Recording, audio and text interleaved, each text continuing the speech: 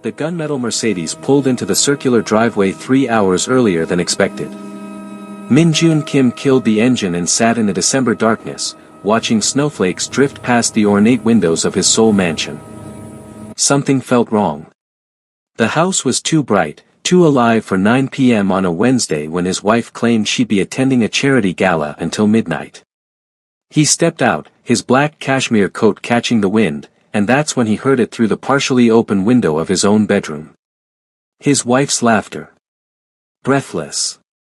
Intimate. And a man's voice he recognized all too well. Min-Jun's jaw clenched. His hand instinctively moved toward the gun at his hip, but before he could take another step, a soft hand touched his arm from the shadows near the servants' entrance. "Be quiet," a voice whispered urgently. It was Petra, the housemaid his wife had hired 6 months ago. The young black woman's eyes were wide with fear, but also something else. Determination. She pulled him back into the darkness, her finger pressed to her lips, and in that moment, Min-Jun Kim, the most feared Mafia boss in Seoul, did something he rarely did. He listened. What he was about to discover would burn his entire world to ashes, but from those ashes, something unexpected would rise. Hello, beautiful souls, and welcome back to the Afro-Korean channel, where your favorite love stories come alive with all the passion, drama, and emotion you crave. Before we dive into today's explosive tale, I want to wish each and every one of you a very Merry Christmas and Happy Holidays. May this season bring you love, joy, and all the blessings you deserve. Now, settle in because tonight's story is going to take you on a ride you won't forget. Trust me, you'll want to stay until the very end for this one. Petra's hand trembled as she held Min-Jun's arm, guiding him away from the front entrance and toward the side garden where the shadows were thicker. The snow crunched softly beneath their feet, each step measured, calculated. She could feel the tension radiating from his body, the barely contained rage of a man who just had his world tilted on its axis. "Talk," Min-Jun commanded, his voice low and deadly. Even in a whisper, it carried the weight of authority. "And this better be good, or you're fired for touching me." Petra swallowed hard. She'd rehearsed this moment in her head 100 times over the past 2 weeks, but now that it was here, the words stuck in her throat. She looked up at him, this man whose reputation preceded him like thunder before a storm. Min-Jun Kim. 34 years old. Ruthless. Brilliant. Deadly. And, she'd discovered over 6 months of working in his home, desperately lonely. "Your wife," she began, her Nigerian accent thick with emotion. "She's not just cheating on you, sir. She's planning to kill you." The words hung in the frozen air between them like a death sentence.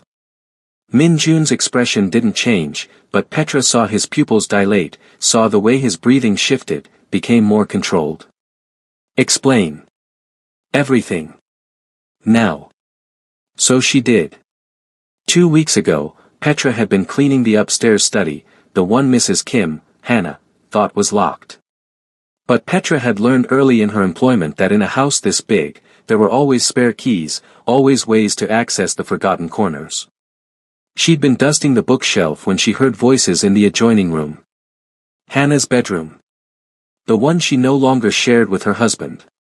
The walls in old mansions were thick, but the heating vents carried sound like whispered secrets.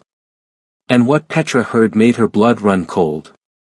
3 more weeks, Hannah had said, her voice sharp and calculating. The insurance policy updates on January 1st. Double indemnity. $50 million, Taeyang. 50 million, and we can finally be together without hiding.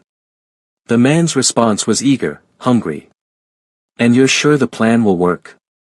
Your husband isn't stupid, Hannah. He's survived assassination attempts from rival gangs. What makes you think?" "Because he trusts me," Hannah interrupted, and Petra could hear the smile in her voice. "He doesn't love me, hasn't touched me in over a year, but he trusts me. And that's his weakness.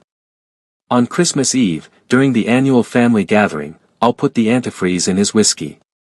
Just enough. It'll look like a heart attack. The family doctor is already paid off. And you, my darling, will be on a plane to Japan with a perfect alibi. Petra's hands had frozen on the dust cloth as she listened, her heart hammering so hard she thought they might hear it through the walls. And the maid? Taeyang had asked. The black girl. She's always around, always watching. What if? Petra? Hannah had laughed, cold and dismissive. She's nobody. An immigrant desperate for work. Even if she suspected something, who would believe her over me? Over us? She'll be deported back to Lagos before she could finish making an accusation. Now, standing in the snow-covered garden, Petra watched Min-jun process this information. She'd expected rage, expected him to storm into the house with guns blazing. Instead, he pulled out his phone and made a call. Young-woo. I need you at my location. Bring the team. And bring recording equipment. He paused. Because I'm about to catch a snake, and I want evidence before I cut off its head. He ended the call and looked at Petra properly for the first time. Really looked at her.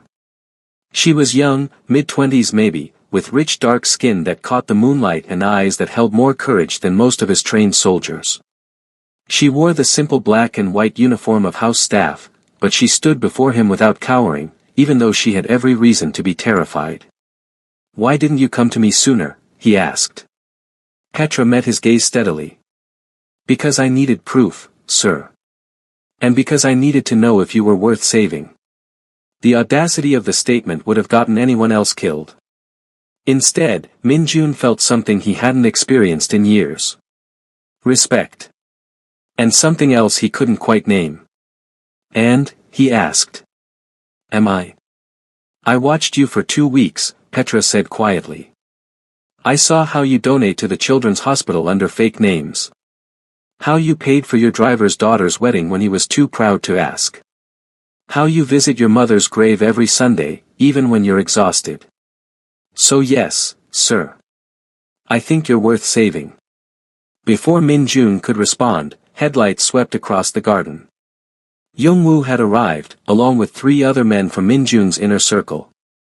They moved like shadows, professional and silent, gathering around their boss in the darkness. What's the play? Young-woo asked, his eyes cutting to Petra with curiosity and suspicion. We're going to give my dear wife exactly what she wants, Min-jun said, a smile playing at his lips that didn't reach his eyes. We're going to let her think her plan is working. But first, I need to see it for myself. I need to see the man she chose over me.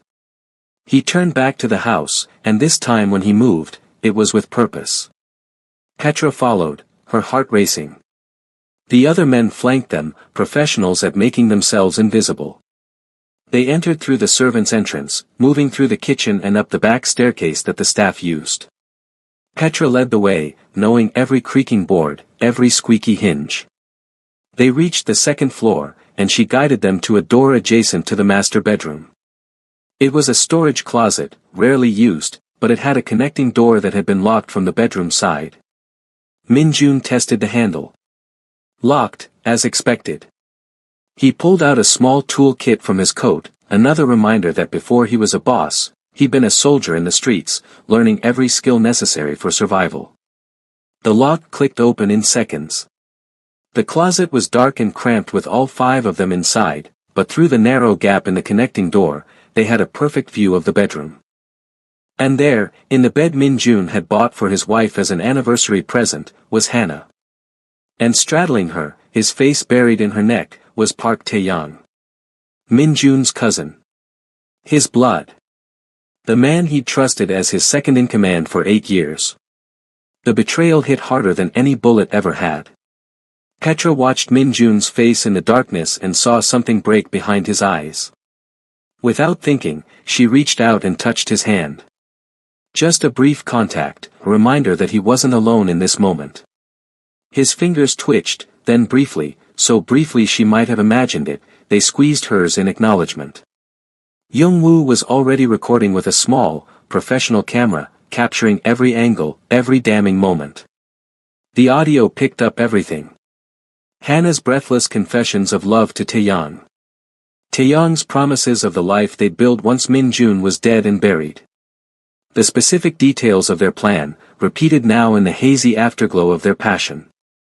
Christmas Eve, Hannah murmured, trailing her fingers down Taeyong's chest. Just 5 more days. Can you wait 5 more days, my love? I've waited 2 years, Taeyong replied, kissing her deeply. What's 5 more days to be free of him? To have you, the money, and control of the organization. We'll rebuild it, make it ours. Make it better. He never appreciated me, Hannah continued, her voice bitter now.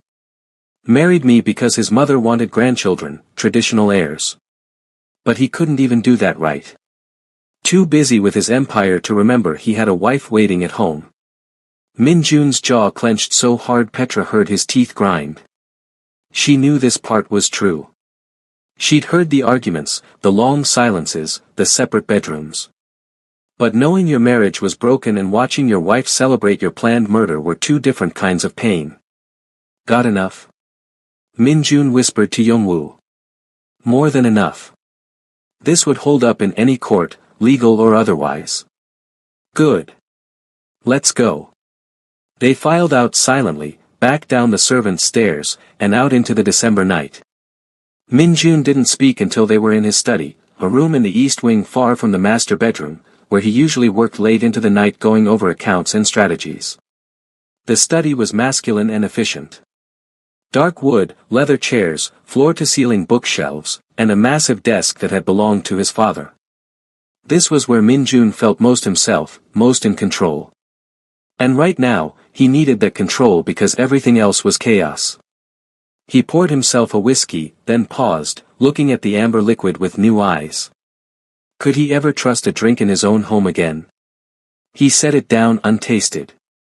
Sir, Youngwoo began carefully. Your orders. Nothing yet, Min Jun said. We play it smart. Petra said Christmas Eve, which gives us time to plan. I want to know everything. How long has this been going on? Who else knows? Where's the money trail? The doctor she mentioned, find him. The insurance policy, verify it. I want every detail of their plan mapped out before we move. And them? One of the other men jerked his head toward the bedroom wing. They continue exactly as they are. Hannah suspects nothing. Taeyong suspects nothing. Let them think they're clever. Let them think they're winning. Min Jun's smile was cold enough to frost the windows. The best traps are the ones the prey walks into willingly. The men nodded and began to file out, already making calls, setting plans in motion. Youngwoo paused at the door. And the girl? He asked, nodding at Petra, who'd been standing quietly by the bookshelf, trying to make herself invisible. Min Jun looked at her, really studied her this time. The girl saved my life. She stays close. I want her protected. After they left, silence fell over the study. Petra shifted uncomfortably, unsure of her place in all this. She was a maid, an outsider, a foreign worker in a country that sometimes made her feel welcome and sometimes made her feel like a curiosity. And now she was tangled in the dangerous world of Korean organized crime. You should sit, Min Jun said, gesturing to one of the leather chairs. I'm staff, sir. I shouldn't. Sit. The command in his voice left no room for argument. Petra sat, perching on the edge of the chair like a bird ready for flight. Min Jun poured another whiskey, then paused and looked at her. Do you drink? Not really, sir. Smart. He set the bottle down and moved to a small fridge, pulling out a bottle of water instead. He handed it to her, then took one for himself. Tell me about yourself. And don't call me sir every sentence. My name is Min Jun. I couldn't possibly. You just saved my life and called me out on whether I deserve saving. I think we're past formalities, don't you? Petra couldn't help it. She smiled. It was small and fleeting, but it was there. Okay. Min Jun. His name felt strange on her tongue, intimate in a way that made her pulse quicken. I'm from Lagos, she began. Nigeria. I came to Korea 3 years ago to study international business at Seoul National University. I fell in love with the country, the culture, everything. But my student visa was running out, and I needed a work sponsor. Your wife, she paused, the word tasting bitter now. Hannah hired me 6 months ago. The pay was good, the visa sponsorship was legitimate, and I thought it was a blessing. And instead you walked into a conspiracy.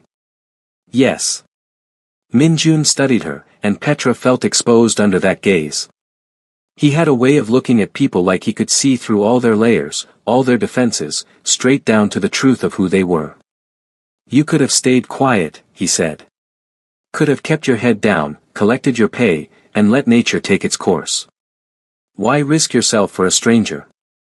Petra thought about it, about all the reasons and justifications she'd told herself over the past 2 weeks. But in the end, it came down to something simple. Because it was wrong, she said quietly. And I couldn't live with myself if I let it happen. My mother always said that silence in the face of evil makes you complicit. And I couldn't be complicit. Not in murder. Something shifted in Minjun's expression. Not softening exactly, but warming. Like ice beginning to thaw. Your mother sounds like a wise woman. She was. She passed away 2 years ago. I'm sorry. They sat in companionable silence for a moment, two people bound together by circumstance and secrets, trying to navigate this strange new reality. What happens now? Petra finally asked. Now, Minjun said, leaning back in his chair, we plan. We gather evidence. And on Christmas Eve, when my dear wife thinks she's about to become a wealthy widow, we spring the trap. But until then, you need to act completely normal. Can you do that? Petra nodded. I've been doing it for 2 weeks. This is different. Now I'm home. Now you'll see me every day, and you'll have to pretend you don't know what you know. You'll have to serve her dinner, press her clothes, smile and nod while she plans my death. Can you do that? The intensity in his voice sent shivers down her spine. This was the Mafia boss everyone feared, the man who'd built an empire on steel will and calculated moves. Yes, Petra said, meeting his eyes. I can do that. Good. He stood, signaling the end of their conversation. It's late. Get some rest. Tomorrow, everything continues as normal. Petra stood and moved toward the door, but paused with her hand on the handle. Minjun. Yes. I'm sorry. About your wife. About your cousin. I'm sorry you're going through this. For a long moment, he didn't respond. Then, so am I. Listen, if you're loving this story so far, do me a huge favor and hit that subscribe button right now. Trust me, you don't want to miss what happens next. And drop a comment telling me what you think Hannah and Taeyong deserve. Should Minjun show mercy or make them pay? Let me know below. The next 4 days were a masterclass in deception. Petra went about her duties with mechanical precision, serving breakfast, cleaning rooms, running errands, all while knowing that the woman giving her orders was planning cold-blooded murder. It was surreal, like living in 2 realities at once. Minjun played his part perfectly. He came and went as usual, working late, attending meetings, giving Hannah no reason to suspect anything had changed. But late at night, when the house was quiet and Hannah was asleep in her separate bedroom, he and his team worked. Youngwoo and the others dug up everything. The affair had been going on for 18 months. Taeyong had been embezzling from the organization for just as long, small amounts at first, then larger chunks, all funneled into offshore accounts in his and Hannah's names. The doctor was indeed paid off, along with 2 other members of Minjun's staff who'd been feeding information to Taeyong. The insurance policy was real. $50 million, with double indemnity for accidental death. The antifreeze was already purchased, hidden in Taeyong's apartment in a locked safe. They'd thought of everything. Except for one thing. They'd underestimated the quiet maid who cleaned their secrets and kept her own counsel. On the morning of Christmas Eve, Petra was arranging flowers in the main hall when Hannah descended the grand staircase, dressed in an elegant cream dress, diamonds at her throat and wrists. She looked like a magazine cover, all polished beauty and grace. Looking at her, you'd never suspect the monster underneath. "Petra," Hannah called, her voice carrying that particular tone of command mixed with condescension that Petra had come to hate. "The caterers will be here at 4. Make sure the kitchen is spotless. And I need you to stay late tonight, help serve during the party." "Of course, ma'am," Petra replied, keeping her eyes downcast, playing the role of the subservient help. "Wear the formal uniform, the black one. Tonight needs to be perfect. We're celebrating the holidays, and Min-jun's mother's memory. Family tradition." The casual way she mentioned Min-jun's mother while planning to murder her son made Petra's stomach turn. But she just nodded. "Yes, ma'am. Everything will be perfect." Hannah swept past her, trailing expensive perfume and toxic intentions. That afternoon, while Hannah was at the salon getting ready for the evening, Min-jun called Petra to his study. She found him standing by the window, looking out at the snow-covered grounds. He'd been different these past few days. Quieter. More introspective. The weight of betrayal sat heavy on his shoulders, aging him in ways that had nothing to do with time. "Tonight," he said without preamble, "I need you to do something for me. Anything." He turned to face her, and the intensity in his gaze made her breath catch. Over the past few days, something had shifted between them. They'd talked late into the night, sharing stories, dreams, pieces of themselves they rarely showed others. She'd learned about the boy who'd been forced into his father's world too young, who'd built walls around his heart so high he'd forgotten what it felt like to let someone in. And he'd learned about the girl who'd traveled across the world chasing dreams, who valued honor and truth above comfort. The connection between them was undeniable, crackling like electricity every time they were in the same room. But neither had acknowledged it. How could they, with everything else hanging in the balance? "I need you to wear this," Min-jun said, holding up a small device that looked like a button. "It's a camera and microphone. Young-woo designed it. You'll be serving drinks tonight, moving through the party. I need you to record everything, especially when Hannah makes her move." Petra took the device, turning it over in her fingers. It was tiny, nearly invisible. "Where should I put it?" "Your uniform has a collar. Pin it there. It'll capture audio and video of everyone you interact with." "Okay." She slipped it into her pocket. "What about you? Will you drink anything she gives you?" A ghost of a smile crossed his face. "I appreciate the concern, but no. Young-woo will be here, undercover as extra security. He'll switch any drink she hands me. We're not taking chances." "Good." They stood there, the air between them thick with unspoken words. Petra knew she should leave, should go prepare for the evening ahead, but her feet wouldn't move. "Petra," Min-jun said softly, stepping closer. "After tonight, everything changes. You understand that, right?" "I know. Things might get dangerous. Violent. This world I live in, it's not kind. It's not safe. And I need to know, after tonight, do you want out? I can arrange it. New visa, new job, somewhere far from all this. You'd be protected, provided for. You'd never have to worry about. Do you want me to leave?" Petra interrupted, her heart hammering. The question hung between them, loaded with meaning neither was ready to fully acknowledge. "No," Min-jun admitted, his voice rough. "No, I don't. But what I want and what's best for you might be two different things."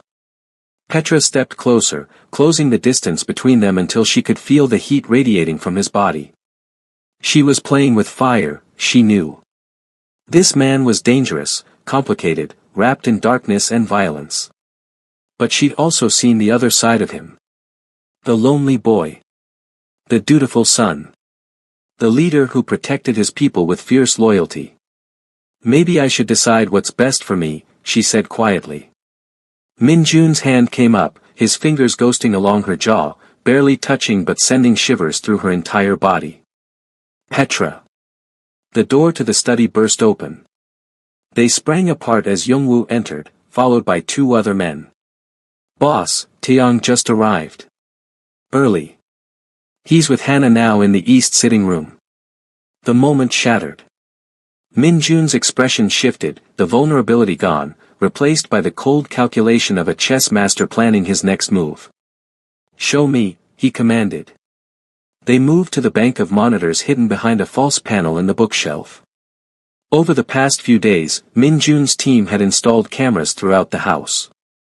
Not in bedrooms or bathrooms, but in common areas, hallways, anywhere the conspirators might talk freely. On the screen, they could see Hannah and Taeyong in the sitting room. They were kissing, desperate and passionate, hands everywhere, completely unaware they were being watched. Tonight, Taeyong said, pulling back. Tonight it all ends. Are you ready? More than ready, Hannah replied, her smile sharp. I've been practicing my grieving widow face. What do you think? She arranged her features into an expression of devastated sorrow that would have been Oscar-worthy if it wasn't so revolting. Taeyong laughed. Perfect. They'll never suspect. And you'll be where? Upstairs, in the study during the toast. I need to be visible but separate, so when it happens, no one can connect me. Then I'll help carry him to the bedroom, play the concerned cousin. By the time the doctor arrives, it'll be too late. Heart attack, just like we planned. Hannah kissed him again. And then we're free. And then we're free, he echoed. Watching it all, Min-jun's expression remained impassive, but Petra saw his hands clench into fists. She wanted to reach out to him, to offer comfort, but not here. Not with his men watching. Youngwoo, Min-jun said quietly. Call Detective Shin. Tell him I'm cashing in that favor he owes me. I want him here tonight, in plain clothes. When this goes down, I want law enforcement as witnesses. This ends legally, not in bloodshed. Are you sure, boss? The old way would be. I'm sure. My father built this organization on violence and fear. Maybe it's time for a different path. His eyes flicked to Petra for just a second. Maybe it's time for something better. The next few hours passed in a blur. The caterers arrived and transformed the mansion into a winter wonderland. White flowers, twinkling lights, ice sculptures, and a Christmas tree that touched the 20-foot ceiling in the main hall. Guests began arriving at 7, members of Min-jun's extended family and trusted associates, all dressed in their finest, ready to celebrate the holidays. Petra changed into her formal uniform, the small camera/microphone device pinned carefully to her collar. She caught her reflection in the mirror and barely recognized herself. Her hands were steady, her expression calm. But inside, her heart was racing. Tonight, everything would come to a head. She made her way downstairs and joined the other servers. Hannah was holding court in the main hall, playing the perfect hostess, laughing and greeting guests with warmth that seemed so genuine. How did someone become this good at deception? Min-jun arrived fashionably late to his own party, dressed in a sharp black suit that made him look like he'd stepped out of a magazine. The room seemed to shift when he entered, everyone gravitating toward him, seeking his attention, his approval. This was his kingdom, and even facing death, he wore his crown with absolute confidence. His eyes found Petra across the room, just for a moment. A silent acknowledgement. Are you ready? She gave the tiniest nod. Ready. Taeyong was there too, playing the loyal cousin, standing at Min-jun's side, making jokes, pouring drinks. The audacity of it was breathtaking. Petra moved through the crowd with a tray of champagne, the camera capturing everything. Conversations, faces, the elaborate dance of people playing their roles. At 9 o'clock, Hannah called for attention. The room quieted as she stood beside the massive Christmas tree, elegant and poised. Thank you all for coming tonight, she began, her voice carrying perfectly. Christmas has always been a special time for the Kim family. Min Jun's mother, may she rest in peace, loved this season. She believed in family, in tradition, in coming together to celebrate what matters most. She gestured for Min Jun to join her. He did, climbing the 3 steps to the small platform where the tree stood, accepting a glass of champagne from Hannah's perfectly manicured hand. Petra's pulse skyrocketed. This was it. This was the moment. From her position near the platform, she watched with eagle eyes. Hannah had poured the champagne herself from a bottle she'd opened away from the bartender's station. In her other hand, hidden in the folds of her dress, was a small vial. But before Hannah could make her move, Young-woo was there, smooth as silk, bumping into her gently. "So sorry, ma'am, excuse me." In the brief chaos of the collision, drinks were switched, positions shifted. When everything settled, Min Jun was holding a different glass. The one meant for him was now in Young-woo's hand. Hannah didn't notice. She was too focused on her performance. "To family," she said, raising her glass.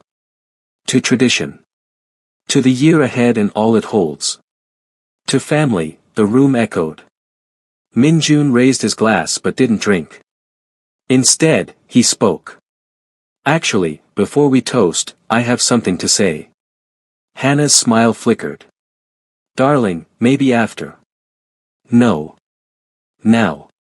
His voice cut through the room like a blade. The temperature seemed to drop 10 degrees. "You talk about family, Hannah. About tradition. About what my mother believed in.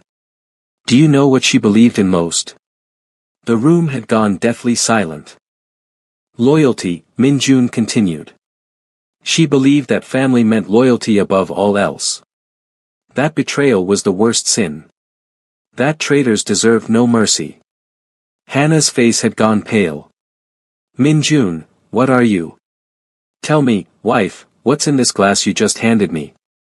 He held it up, the champagne catching the light. "Champagne, obviously. Are you feeling well? Maybe you should sit." "Young-woo, have it tested." Young-woo pulled out a small device, dipped a test strip into the champagne, and waited. Seconds later, it changed color. Ethylene glycol. Antifreeze. Enough to kill a man in 12 hours, symptoms mimicking a heart attack. The room erupted.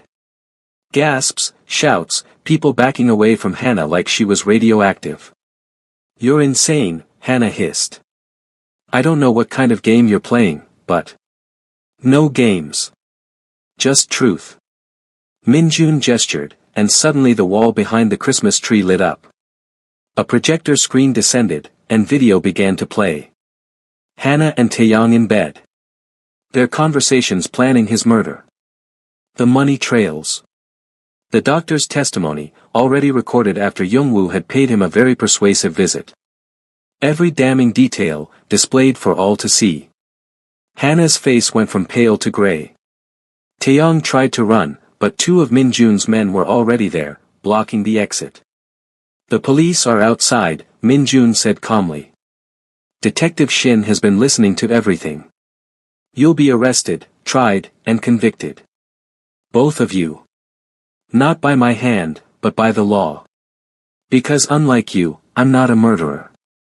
"Min Jun, please," Hannah begged, dropping the act, her true desperation showing. "I can explain. We can work this out. You love me, you. I married you because my mother asked me to, in her last days. She wanted me to have family, to not be alone. I tried to love you, Hannah. God knows I tried. But you can't love someone who's hollow inside. Someone who only sees dollar signs when they look at you." He turned to Taeyong. "And you. My cousin. My blood.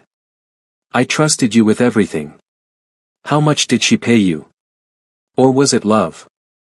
The word dripped with sarcasm. Was she worth betraying 8 years of brotherhood? Taeyong said nothing. There was nothing to say. Detective Shin entered with 4 uniformed officers.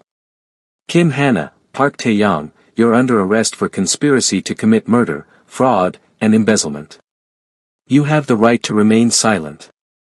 As the police read them their rights and led them away in handcuffs, the party guests stood in shocked silence. Then, slowly, they began to applaud. Because in this world, in Min Jun's world, strength and justice were respected above all else. He'd been betrayed, but he'd won. And he'd done it with his head held high. After the police left, after the guests departed with whispered conversations and backward glances, after the caterers cleaned up and the house fell quiet, Min Jun stood alone in his study, staring at nothing. Petra found him there an hour later. She'd changed out of her uniform into simple jeans and a sweater. She knocked softly on the open door. "Come in," he said without turning around. She entered, closing the door behind her, and for a long moment, neither spoke. "It's done," Min Jun finally said. "It's over." "Yes. I should feel something. Vindication. Satisfaction. But I just feel empty." Petra moved closer, her heart breaking for him.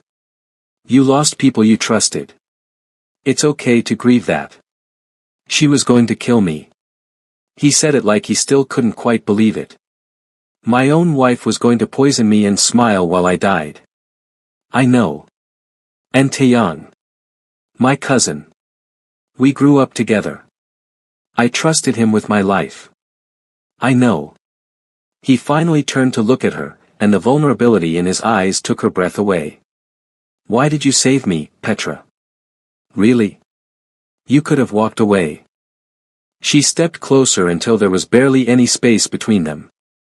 "Because when I look at you, I don't see a mafia boss or a criminal or whatever label people want to put on you. I see a man who visits his mother's grave every Sunday. Who pays for weddings and hospital bills and tries to be better than the world expects him to be. I see someone worth saving. Petra."